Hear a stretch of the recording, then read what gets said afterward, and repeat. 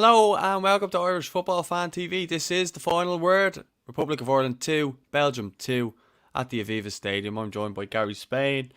Gary, I was obviously joined by you throughout the game and after the game, and we spoke about this game. The lineup, we didn't have any surprises there, which we were kind of glad about, I suppose, even though it was a friendly. The kind of team picked itself, I suppose, and I said that in my starting 11 show. I mean, it was just between Malumbi and Hendrick, really. The rest kind of picked itself on form. And it's great to see a manager actually picking the players on form rather than just kind of the trust of how they played under them before. I think it's important to have players coming in playing form. Would you agree or disagree? Yeah, I mean, I think he definitely picked the best 11 he had available to him for the game, and I think that was always the plan. I mean, Belgium are number one in the world, and even if they came without some of their big names, they were still very, very formidable opposition, and it wasn't really treated as a friendly. And Stephen picked. I think if he sat down, and I think this is what he did do, he looked at the players that were available and he picked what he thought was the best 11 to beat Belgium. Now, I don't expect to see anything like that against Lithuania. So, I mean, that's the difference. But, I mean, you have to give the likes of Belgium that respect. And he wanted to win the game or at least get a result. Yeah, and I think the crowd and everything were brilliant from the word go.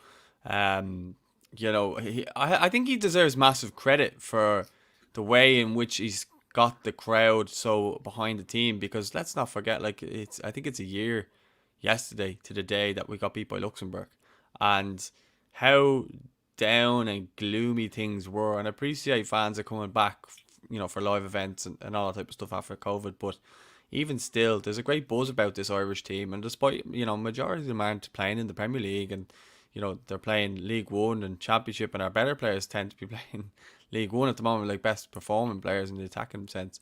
Um, but like I think Stephen deserves massive credit in that sense. If you think back to how close he probably was to losing his job last year, to now obviously getting the contract extension, and now you know there is that buzz amongst the fans, and they all seem to be very much behind the manager, behind the players, and willing to give this team an opportunity to see how they get on. And I think that kind of showed.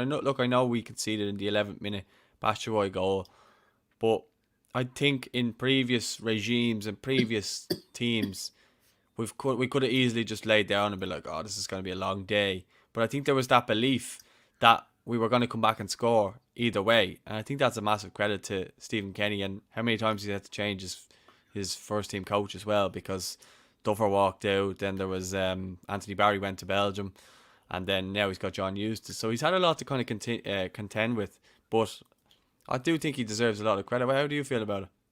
Yeah, I mean, there's a few things there to take from that. I mean, yeah, he's definitely got the fans on side. I think he's had the fans on side pretty much from day one.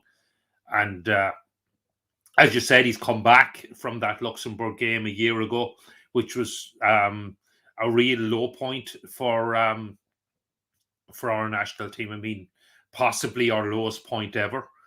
And we've only lost one game since then. We've played 11 games since then, and we've only lost one. And the atmosphere on Saturday was really special as well. I mean, there was a real buzz around the game. There was a great atmosphere. And I mean, I've been to so many friendlies in the Aviva and the old Lansdowne Road when, frankly, it was pretty dead. Even competitive games, it's often been pretty dead. But there was a real buzz there on Saturday. And that was great to see. We did concede early. I thought we were actually pretty much overrun and pretty poor for the first half of the first half. But we definitely came back with a roar, and uh, the goal, the equaliser, was well deserved. And for the next kind of 10, 15 minutes either side, the 10 minutes before halftime and maybe the 10 or 15 minutes after halftime, we were definitely the better side and played really well. And don't want to be jumping ahead, but you could see the bond between Stephen and the fans at the end, in particular, when the players and manager went to the South Stand. Yeah, well, just kind of on the goal, I feel like Coleman should do better. I've watched it back there again the last hour, and I feel as though Coleman should get better. He allows him that space And that was all he needed. Although he had no backlift on it, was a superb finish. I think if Coleman gets a little bit tighter, he narrows that angle off, and probably should have kept him on his left foot rather than allowing him back onto his right foot, which we know is his good foot. And look, it was a great finish. I think he is a world class striker. I think some of his moves that he's kind of chosen haven't worked out too well for him. But I mean, there's a reason why he's played for the clubs he's played for, the likes of Chelsea and Dortmund and so on, because he does have quality in him. Um, and that's what we were up against. And look, and we've spoken about before the difference in class in terms of their players and our players, and how much of a pool they have to look into compared to ours. But look, I think from that point onwards, look, I know we didn't really create anything, but we still managed to stay in the game. And I think for the first 25 minutes, Belgium were the stronger side. But as we pointed out, and Matt Holland actually said it on off the ball earlier on, is that the director of Sky Sports actually put Thierry Henry on the screen on purpose and kept him there a little bit longer. And I do think that was a bit of a changing in energy, because the crowd did go a bit quiet just after after the goal, and it was a little bit flat. And I think the game was a little bit flat, but I think at that moment, then when the fans started booing him, like the whole stadium was booing him because he came up on the big screen. And I think that's kind of when our team just started getting a little bit of a flow going. Then after that, and I think I don't think anyone was booing Anthony Barry. Put it that way. I know he was No, pictured with him. yeah, they were both pictured. Yeah, I don't think it was Anthony Barry. For I don't think too many people can blame him for going to Belgium. I'm just reminded of one of the things we were chatting about on Saturday, because Michy Batshuayi's goal was very, very reminiscent of a Thierry Henry at Arsenal. And just on the left-hand side of the box, a little pull back, and then the lovely curl into the corner. Caoimhín Kelleher could have done nothing about it, by the way. He was well beaten. I wouldn't give any fault. Yeah, I take your point about Seamus Coleman could have done better and could have closed him down. Yeah, the crowd got a bit up for it, but I don't know if it was the crowd. I think it's the team probably got a bit of a grip on the game. There was a concern in the first 25 minutes that we were going to get overrun. It could have been 3 or 4-0 to Belgium, but we got a passing going. We pressed them higher up the pitch. We just started playing a bit on the front foot, which we hadn't really been doing for the first 25 minutes or so. Yeah, but I think as well we had no attempts in the first half hour. We had 0 attempts, and they had 3, and obviously one of them was a goal. But then I just have it there in my notes. Like Doherty has a throw and he plays it to Jason Knight, who then gives it to Robinson. He little dink over the top, and Matt Doherty done well to keep it in. He kind of half volleyed it into the box, and it just created a bit of anxiety in the Belgian box. And then it came out to McLean and Robinson. To be fair, he comes from the right wing to get over to the left hand side to then receive it off McLean. Whips in that ball, and I think it was Duffy and Knight kind of go for the ball, just bounced, and great improvisation by Chidozie in the box to flick it up and then score a goal. Again, we said it on Saturday, great composure as well. And that's 3 goals in 6 games for him, and he's flying at international level. He looks like he could score every time he plays now, especially at the Aviva. Yeah, no, he looks like he was born to play international football, and he did from the very first 3. He got a 3 or 4 minute cameo. His first cap was in Hungary in Wishpest against, and he only got on with about the 85th or 86th minute. And I was actually at the time I was really disappointed he got on so late. I thought, give him a chance to prove himself, but he actually had enough of a chance because he made a difference. He nearly won that game even. And since then, he's just played himself into the side. And I think he has to. I mean, he was man of the match, but I think he has to become an automatic starter at this stage for Stephen. I mean, you can't drop somebody after. Well, sorry, I'm not saying he's going to play against Lithuania, because I think there's going to be a lot of experimentation for that. But I mean for the big games, the competitive games, when Stephen is picking his best side, I think he's got to have Chidozie Ogbene in that team now, in that first 11. Yeah, I think he is one of the first names on the team sheet now, as in an attacking sense, and we haven't had that for a long time. Like, we've always had, you could pick and choose, and you'd constantly be changing it because no one was really scoring. But I still think Robinson's their main man up front, and I do think that the 2 next to him are Knight and Ogbene because they're just that energetic, dynamic players. They're not. I would say Knight's a bit more technical, um, whereas Chidozi's more power and pace. But he's adding goals and he's adding a lot of um, what would I like? He's just adding a lot to the team with his pace and everything like that. Like he scares opposition, which we haven't had with previous. Like Connolly would scare teams with his pace, like Portugal. And you'd imagine that if Ogbeni had been playing around then, how much he would have scared them because they had players like Pepe playing, who you'd imagine Chidozi would have him on toast if he had a run at him. Like, because Connolly was causing all sorts of problems for them. And people can say what they want about Aaron, but he did really cause them problems over there, although he didn't score. But he was our constant threat throughout. Then you've got Adamida as well there.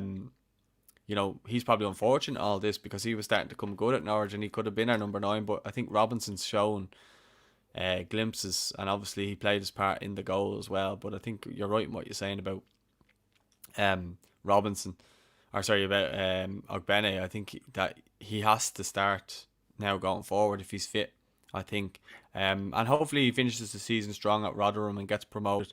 He has a cup final this week as well with Rotherham as well, the Football League trophy. So he's in the final of that. So hopefully he wins that and gets a goal and takes his form then into June and go from there. Yeah, I mean they are top of League One now. Wigan have a few games in hand, but I think they have about a 4 point cushion in MK Dons from the same number of games. So, well, I suppose if you say MK Dons, you're going to try Parrott, but I presume he'll go back to Tottenham.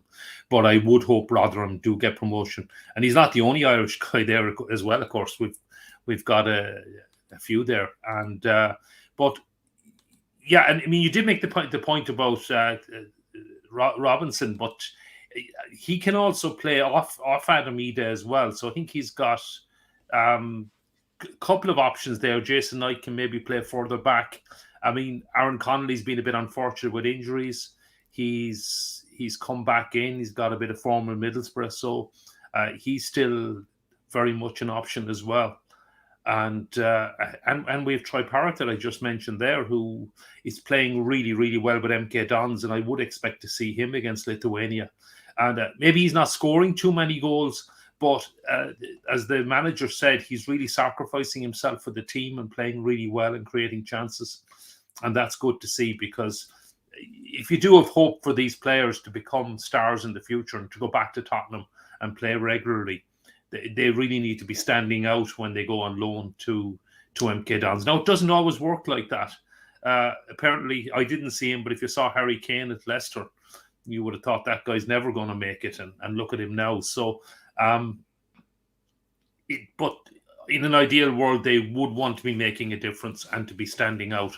And it looks like Troy is finally starting to stand out. So, look, we don't have the next Robbie Keane yet, but we do have attacking options. We do have a threat, and we have started to score goals. I mean, Alan Brown got that goal in Serbia just over a year ago, when we'd gone such a goal famine. But I think we've scored something like, is it 21 goals or something we've scored since then?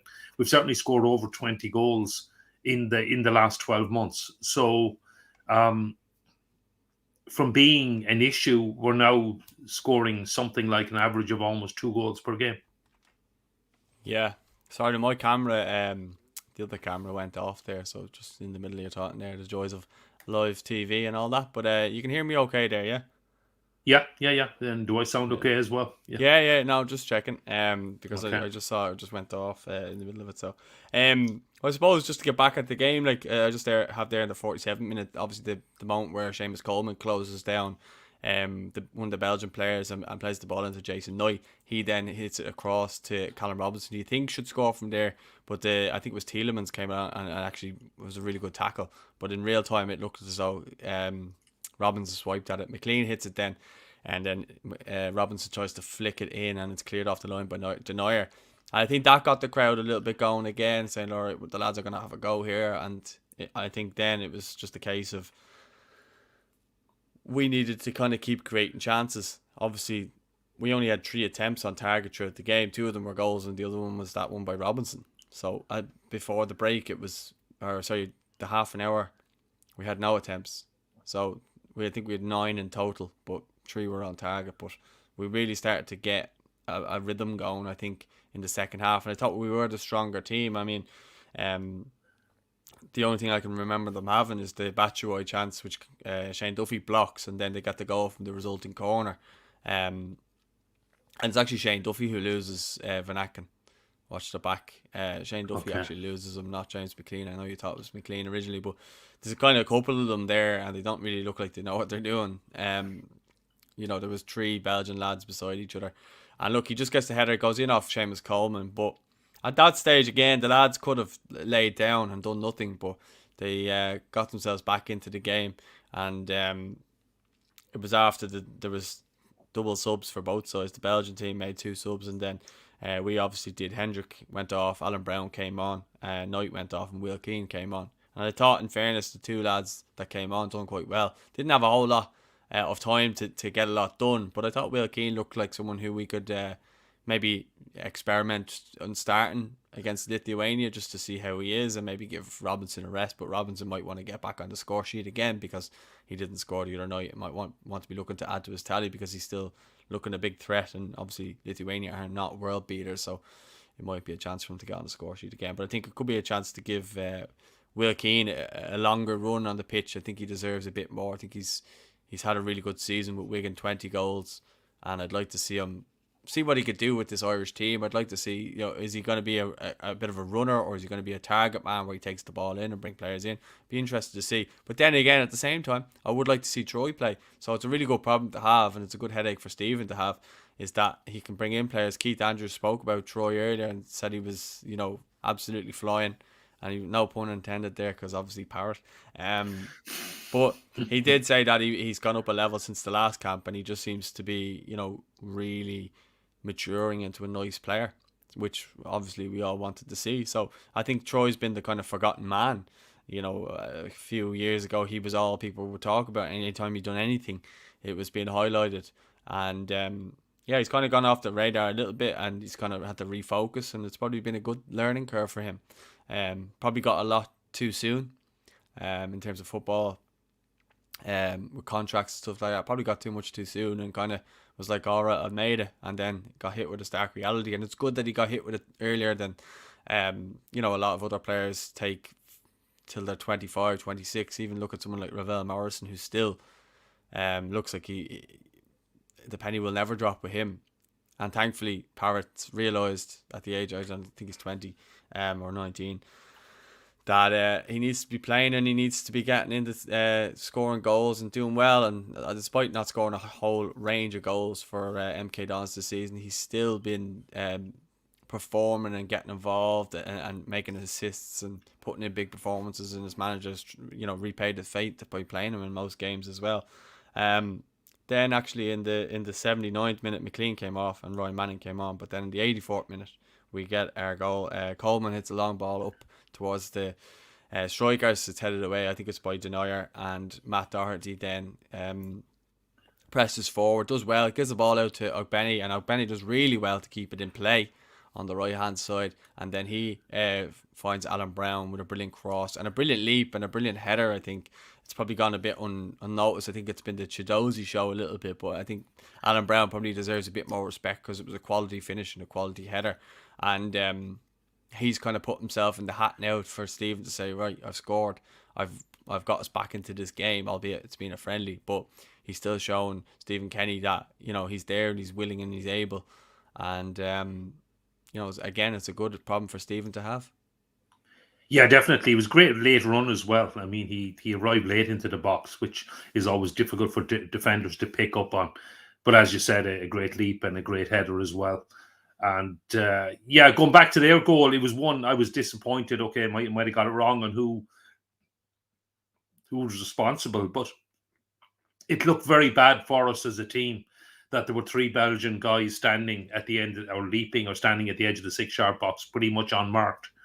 And okay, you can say we're a bit unlucky. The ball goes in off Seamus's shoulder, but it was a free header. And if you're going to give players of that quality that kind of chance, and I said it on Saturday, it's really, really frustrating when you're playing these big teams, major teams, to concede a goal like that.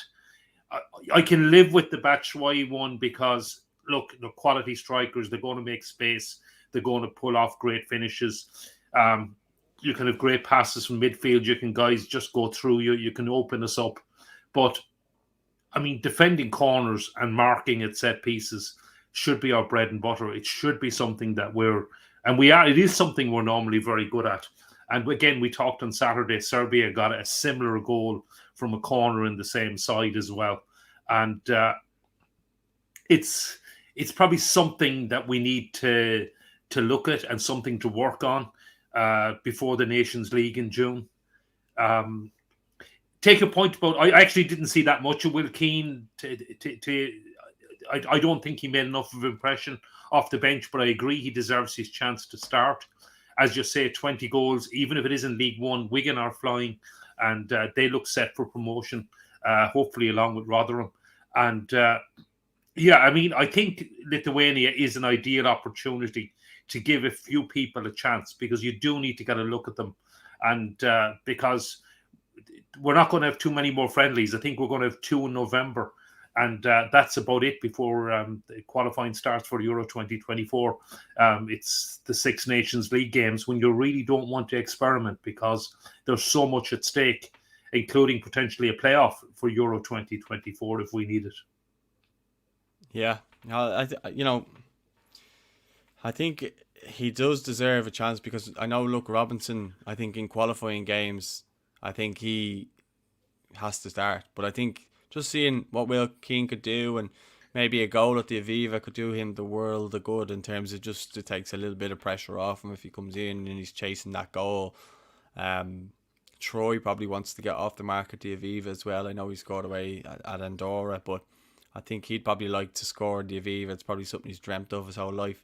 So there's these little things as well that, hopefully come off tomorrow. You'd like to see some things there. David Salters in the comments there. He just said we missed McGrath's deliveries from set pieces. Cullen and McLean don't quite have the quality from there. But I think Josh Cullen's balls are quite good. I think McLean's aren't as good, maybe as a Conor Howerton or a Robbie Brady. But I still think they've been. I thought McLean had a very decent game. I thought James McLean had a very good game on Saturday, but and Josh Cullen played well. But I do take David's point. I don't think our set piece delivery was up to scratch, and I think it could have been better with Jamie McGrath. But Jamie McGrath is not playing week in week out for maybe a bit unfortunate the way his transfer went. But in fact, the fact that he went to a Wigan side that really are flying at the moment, and it's very hard to break into a team that's winning, that's playing well, and he probably, not that I wish injuries in anyone, but he probably needs an injury to a key player to get his chance. But I'm sure his chance will come, if not for the rest of this season, definitely next season. And I would expect Wigan to be in the championship next season. But yeah, I do take the point. I thought the set pieces could have been better on Saturday. But I thought James McLean was definitely one of our better players around the pitch. And yeah, Josh normally is pretty good, but I wasn't. I thought, yeah, I just thought the set pieces could have been better. I don't think we threatened them enough with them. Yeah, well, I suppose just I feel as though we ended the game the stronger again. I think we ended both halves the strongest.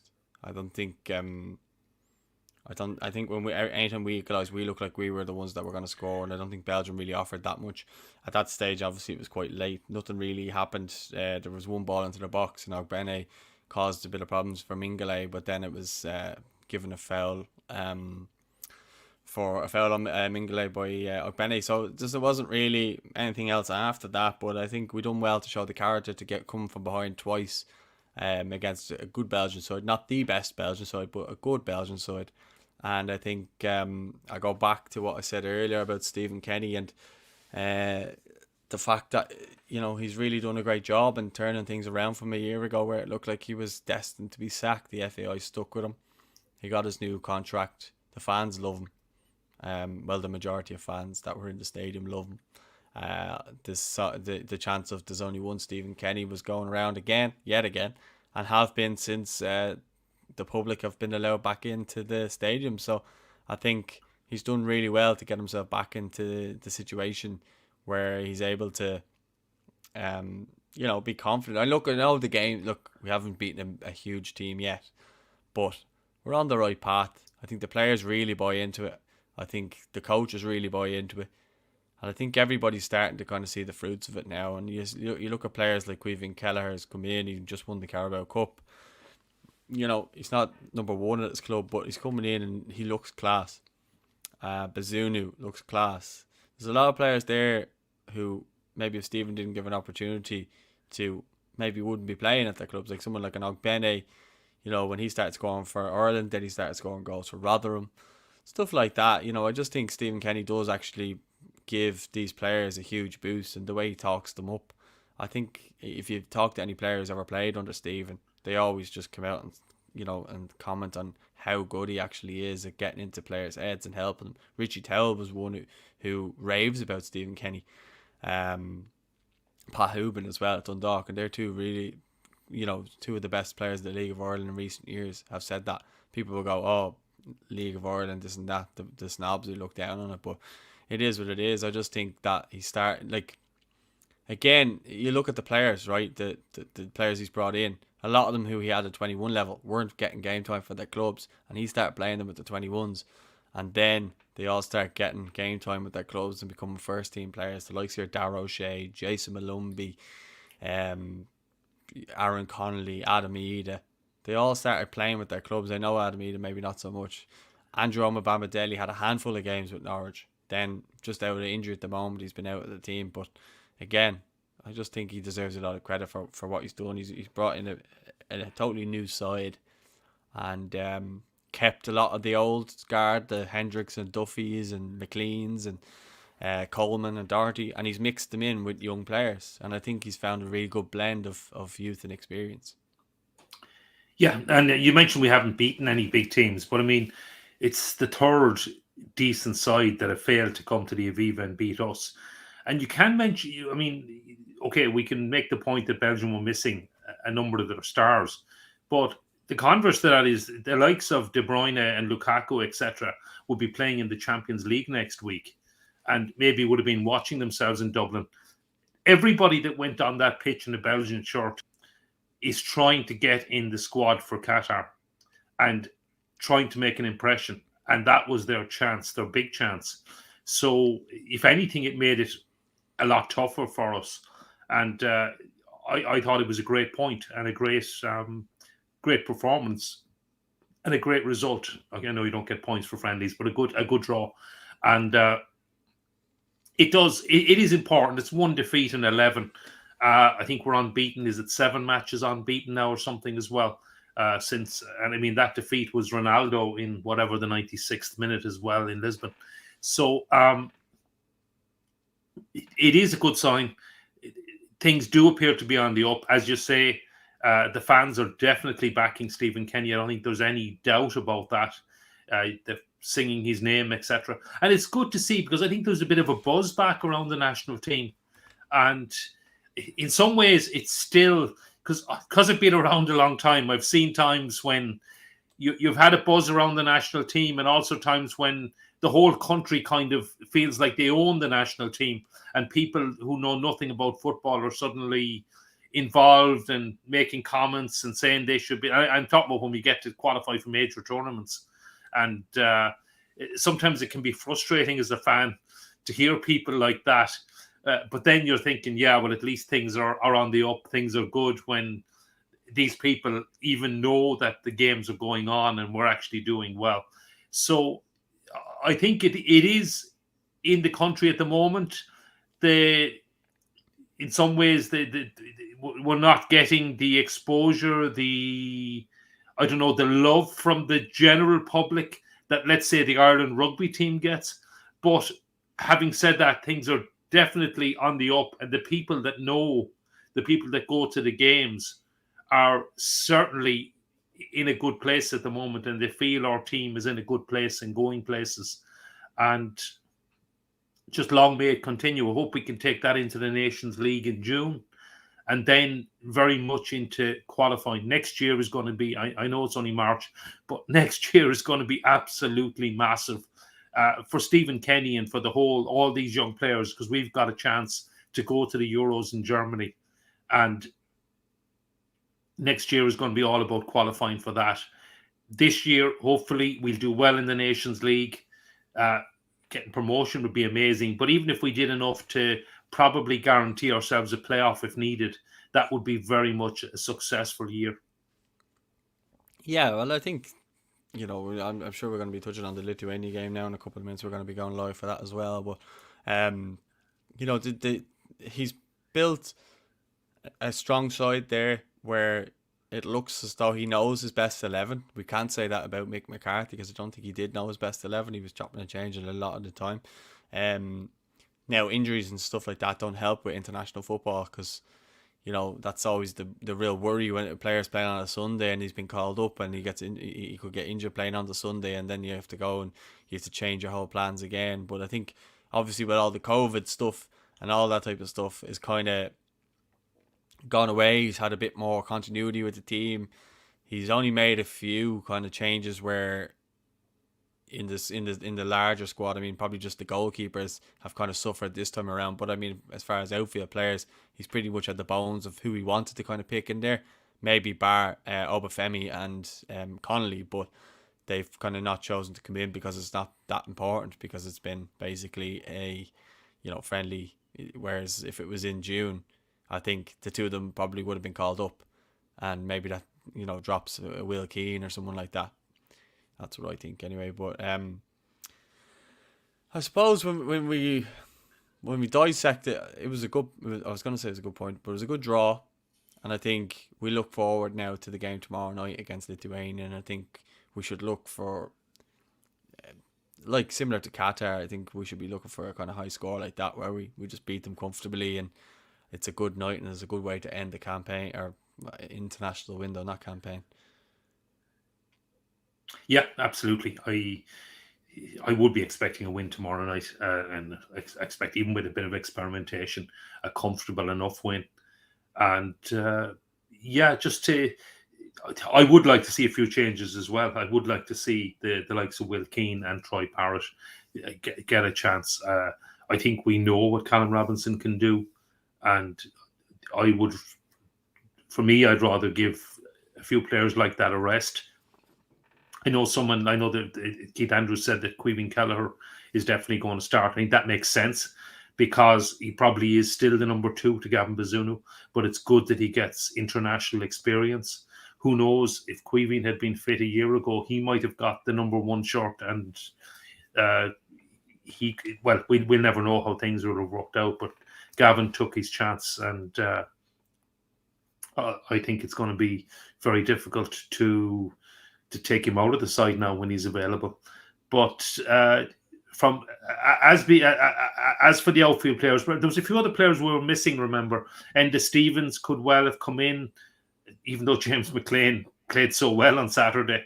He'll still be pushing to get his place back. Adam Ida, as we mentioned, Andrew Mabamedeli, etc. So it's good that we do seem to have more options at the moment anyway, which is good to see. Yeah, 100%. Well, I think we'll leave it there anyway. Very happy with the draw. Would have liked to obviously get a win, but I mean, we'll take what we can for now. It's a building process.